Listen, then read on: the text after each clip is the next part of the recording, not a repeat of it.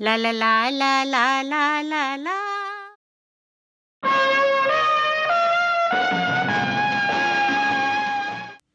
Flashback Friday में आपका फिर से स्वागत है।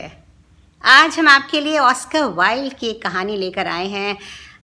ऑस्कर वाइल्ड मेरे प्रिय लेखकों में से एक हैं और आज की करुणामयी कहानी ज़रूर आपके दिल को छू लेगी।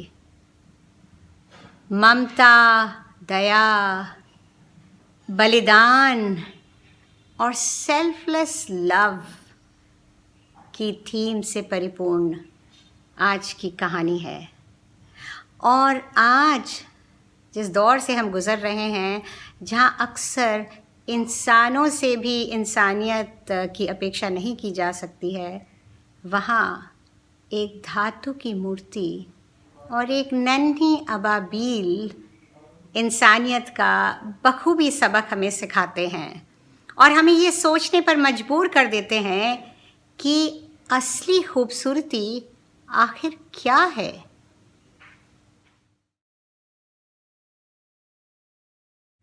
आज जो कहानी मैं आपको सुनाने जा रही हूँ वो मशहूर आयरिश लेखक ऑस्कर वाइल्ड की है। इस कहानी का अंग्रेज़ी शीर्षक, मूल शीर्षक इतना सरल है, पर फिर भी मुझे इसका हिंदी में अनुवाद करने पर कोई भी उतना सटीक शीर्षक नहीं मिला। तो आओ सुनो कहानी द हैप्पी प्रिंस। यूरोप के उस शहर में एक ऊंचे खंबे पर स्थापित थी मूर्ति हैप्पी प्रिंस की। उसका पूरा शरीर सोने की पतली पतली पत्तियों से ढका हुआ था। उसकी तलवार की मूठ में एक लाल मानिक था और उसकी आंखों की जगह 2 चमकते नीलम जड़े हुए थे।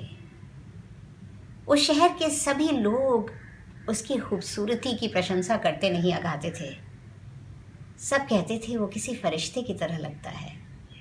एक रोते हुए बच्चे की माँ ने उससे कहा, अरे जरा देखो, हैप्पी प्रिंस को देखो, वो तो कभी नहीं रोता। एक निराश आदमी ने हैप्पी प्रिंस को देखकर कहा, चलो, दुनिया में कोई तो खुश है। एक रात एक नन्ही अबाबील चिड़िया, जिसे अंग्रेज़ी में सोलो कहते हैं, उड़ती हुई उस शहर में पहुंची। वो मिस्र जा रही थी। उसके बाकी सभी साथी कुछ दिन पहले ही जा चुके थे और वो अकेली पीछे छूट गई थी। वहाँ पहुंचकर उसने सोचा, मैं दिन भर उड़ती आई हूँ, कहीं थोड़ी देर ठहर जाऊँ। और जब वो देखने लगी तो उसे हैप्पी प्रिंस की मूर्ति दिखाई दी और उसने सोचा ये अच्छी जगह रहेगी रात में ठहरने के लिए।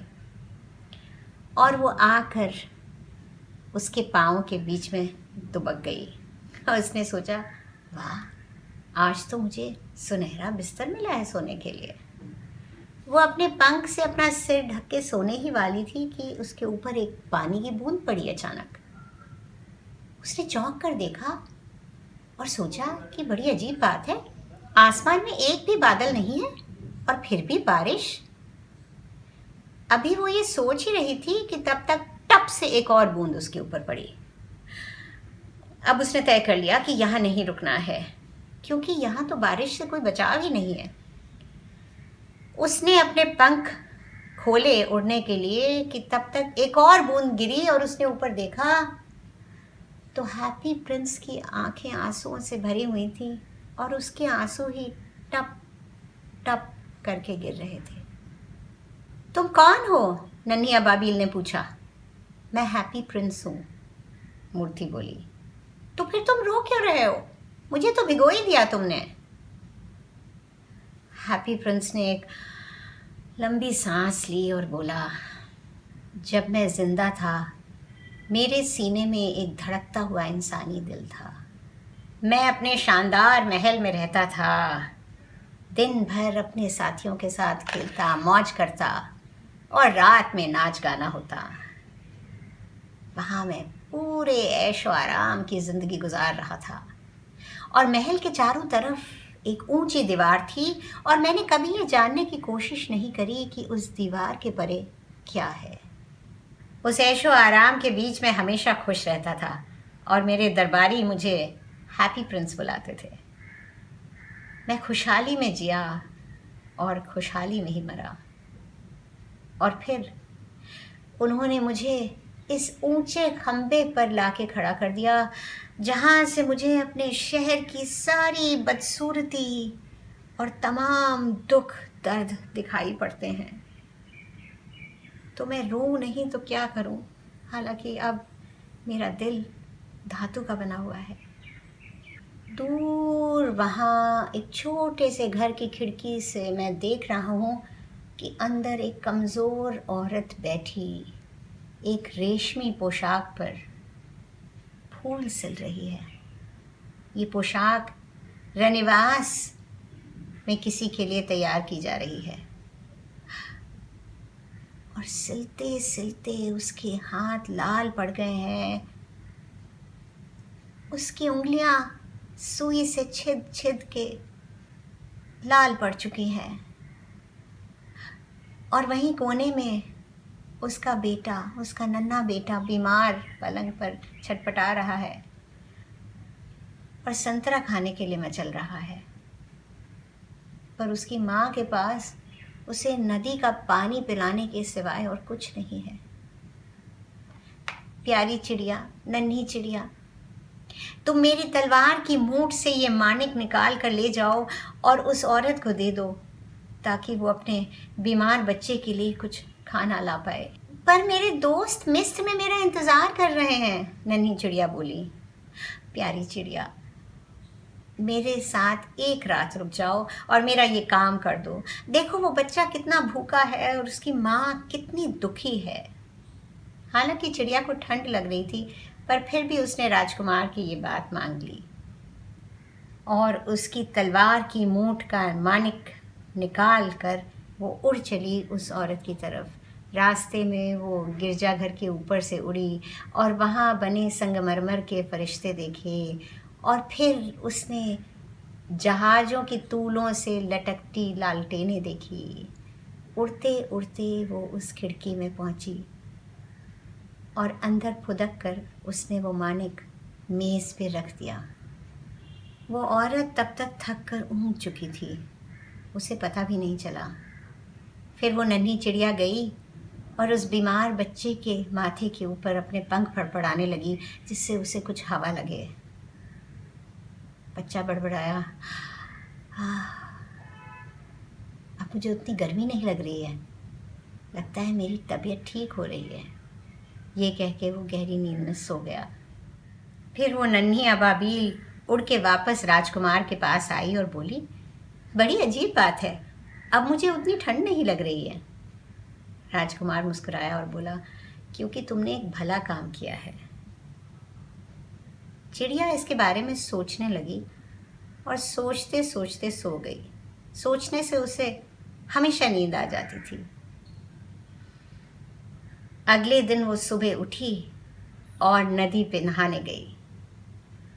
वहाँ एक पुल से गुजरते हुए चिड़ियों के एक विशेषज्ञ ने उसे देखा और कहा, अरे जाड़े के मौसम में अबाबील, बड़ी अजीब बात है।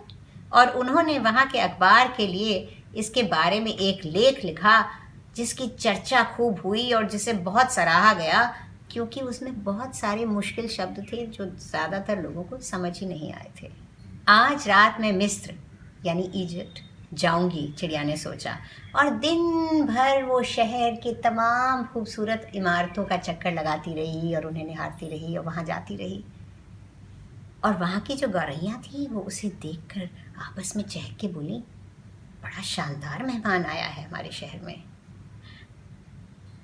नन्ही चिड़िया को इस सब में खूब मज़ा आया और दिन भर घूमने के बाद रात को जब चांद निकलने लगा तो वो वापस राजकुमार के पास पहुंची और बोली, मैं मिस्र के लिए निकल रही हूँ, तुम्हें वहाँ के लिए कुछ भिजवाना है क्या?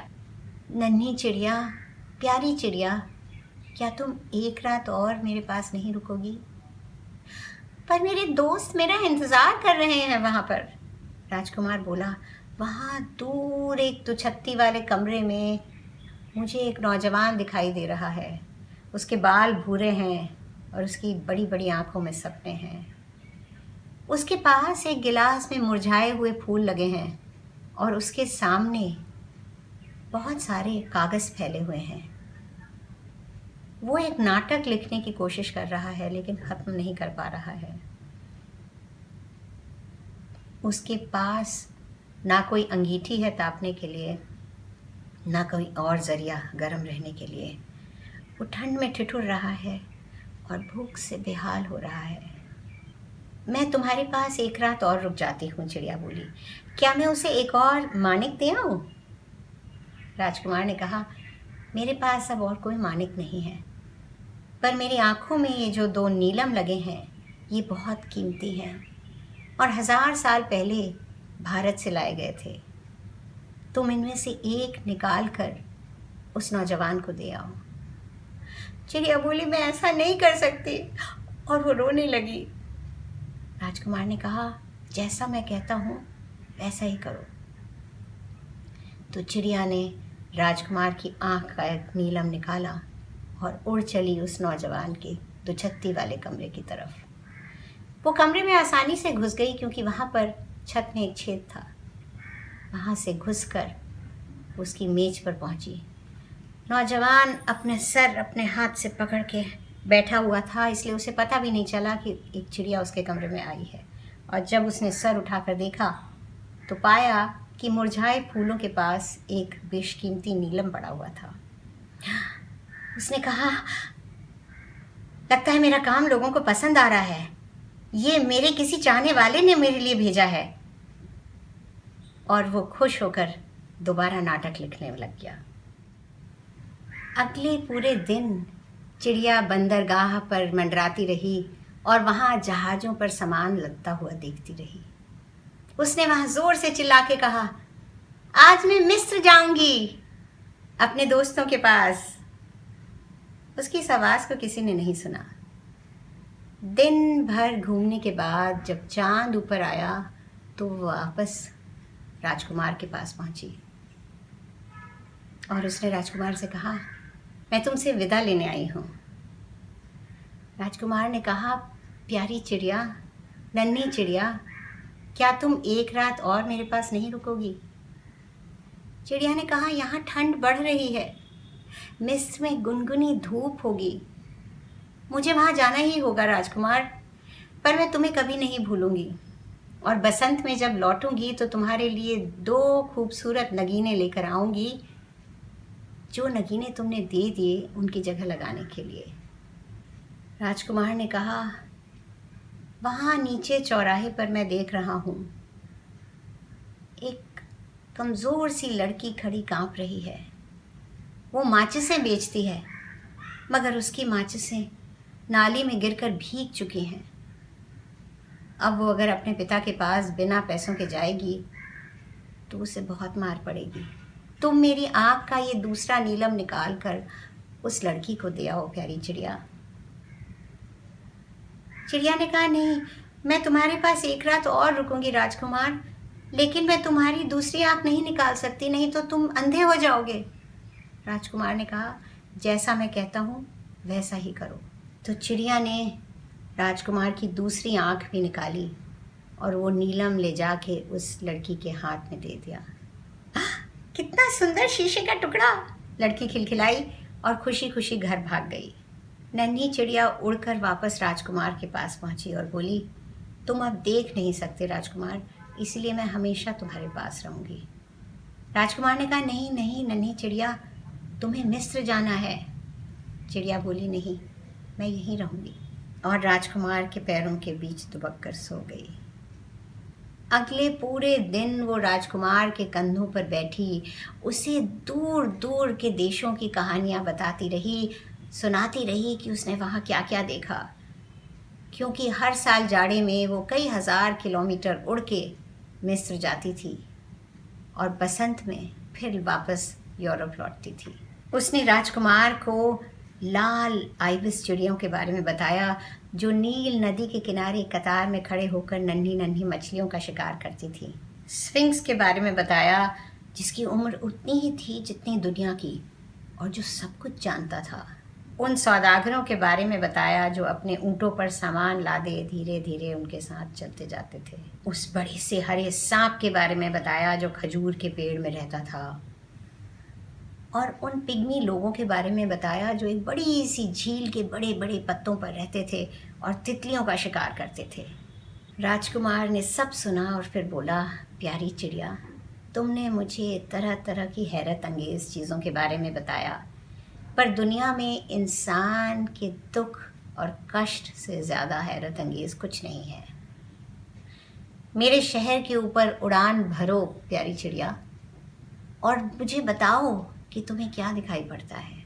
नन्ही चिड़िया शहर के ऊपर उड़ती रही और देखती रही। उसने देखा अमीर लोगों को अपने शानदार घरों में ठाट बाट से रहते, और उनके घरों के फाटक के बाहर बैठे भिखारियों को भी। उसने देखा भूख से ठिठुरते बच्चों को जिनके चेहरे पीले पड़ चुके थे। एक पुल के नीचे 2 बच्चे ठंड से ठिठुरते हुए एक दूसरे को पकड़े बैठे थे। तब तक वहाँ पर एक पुलिस वाला आया और उसने कहा, चलो भागो यहाँ से। नन्ही चिड़िया ने वापस आकर राजकुमार को ये सब बताया। राजकुमार ने कहा, मैं सोने के पतले पतले पत्थरों से ढका हुआ हूँ। तुम एक एक करके इन्हें ले जाओ नन्ही चिड़िया, और गरीब और ज़रूरतमंद लोगों को दो। इंसान समझता है कि सोने से उसे खुशी मिल सकती है। नन्ही चिड़िया राजकुमार के पास से एक एक सोने का पत्रा ले जा के लोगों को देती रही। धीरे धीरे राजकुमार का सुनहरा रंग सलेटी पड़ गया, पर गरीब लोगों के चेहरे चमकने लगे, बच्चे खिलखिलाने लगे और सड़कों पर हंसते खेलते नजर आने लगे। फिर ठंड कुछ और बढ़ी, बर्फ़ पड़नी शुरू हो गई और उसके साथ जमनी भी। सड़कें रुपहली हो गईं और घरों की छतों से बर्फ़ टपक टपक के जम कर नुकीले खंजरों की तरह लटकने लगी। सड़क पे आते जाते लोग फर कोट पहने घूमने लगे और बच्चे लाल टोपियां लगाकर स्केटिंग करते हुए नजर आने लगे बर्फ़ पर। नन्ही चिड़िया ठंडी पड़ती जा रही थी, पर वो राजकुमार को छोड़कर नहीं गई, क्योंकि वो राजकुमार को बहुत प्यार करती थी। डबल रोटी की दुकान के बाहर गिरे टुकड़ों को खाकर वो अपना काम चला लेती थी और पंख फड़फड़ाकर अपने को गर्म रखने की कोशिश करती थी। पर आखिरकार उसे लगा कि वो मरने वाली है। उसके पास बस इतनी ताकत बची थी कि वो उड़ के राजकुमार के कंधे पर जाकर बैठी और उससे बोली, राजकुमार, मैं तुमसे अलविदा कहने आई हूँ। जाने के पहले क्या मैं तुम्हें चूम सकती हूँ? राजकुमार ने कहा, प्यारी चिड़िया, नन्ही चिड़िया, मुझे खुशी है कि तुम आखिर मिस्र जा रही हो। मैं तुम्हें बहुत चाहता हूँ। चिड़िया ने कहा, मैं मिस्र नहीं जा रही हूँ राजकुमार, मैं तो मौत के घर जा रही हूँ। पर मौत भी नींद के भाई ही तो है। और ये कह के उस चिड़िया ने राजकुमार को चूमा और मर के उसके पाँव के पास गिर पड़ी। उसी समय मूर्ति के अंदर से एक बड़ी अजीब सी आवाज़ आई, जैसे कोई चीज़ चटक के 2 टुकड़े हो गई हो। ये राजकुमार का धातु वाला दिल था जो टूट गया था। अगले दिन सवेरे उस शहर के मेयर और काउंसलर्स वहाँ से टहलते हुए निकले। मेयर ने राजकुमार की मूर्ति की तरफ देखा और कहा, अरे हैप्पी प्रिंस, कितना भद्दा लग रहा है। बाकी काउंसलर्स ने भी कहा, हाँ कितना भद्दा लग रहा है। मेयर ने कहा, अरे उसका माणिक भी गायब है और उसकी नीलम वाली आंखें भी गिर चुकी हैं। ये तो भिखारी की तरह लग रहा है। काउंसलर्स ने भी हाँ में हाँ मिलाई, हाँ हाँ बिल्कुल भिखारी की तरह लग रहा है। और उसके पाँव के पास एक मरी चिड़िया पड़ी है। हमें फौरन ये फरमान निकालना चाहिए कि चिड़ियों को यहाँ मरने की इजाज़त नहीं है। काउंसलर्स ने कहा, हाँ हाँ बिल्कुल यही फरमान निकालना चाहिए। ये तय हुआ कि हैप्पी प्रिंस की मूर्ति को हटा देना चाहिए, क्योंकि अब वो खूबसूरत नहीं थी तो उपयोगी भी नहीं थी। मूर्ति को नीचे उतार कर लोहा पिघलाने वाली भट्टी में पिघलाया गया और फिर मेयर ने एक मीटिंग बुलाई अपने काउंसलर्स की, ये तय करने के लिए कि उस पिघली हुई धातु का आखिर क्या करना चाहिए। सब लोग उससे अपनी मूर्ति बनवाना चाहते थे और उनमें ये झगड़ा शुरू हो गया कि किसकी मूर्ति बनवाई जाए। उधर भट्टी में काम करने वाले ओवरसियर ने कहा, बड़ी अजीब बात है, सारी धातु पिघल गई मगर इस दिल के 2 टुकड़ों के जो पिघले ही नहीं, फेंक दो इन्हें बाहर। और राजकुमार के दिल के टुकड़ों को भी उसी कचरे के ढेर पर फेंक दिया गया जहां वो नन्ही अबाबील मौत की नींद में सो रही थी।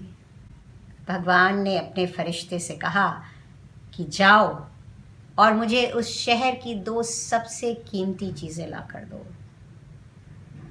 फरिश्ता गया और वो टूटा हुआ दिल और वो मरी हुई अबाबील ले आया। भगवान ने कहा, तुमने बिल्कुल सही चुना। स्वर्ग के मेरे बाग में ये चिड़िया हमेशा आबाद रहेगी और मेरी स्वर्ण नगरी में ये राजकुमार मेरा गुणगान करेगा।